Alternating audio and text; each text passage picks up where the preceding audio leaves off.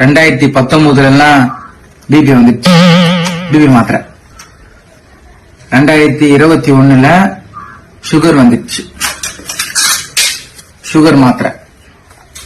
இப்ப 2025 பைத்தியம் முடிச்சிச்சு.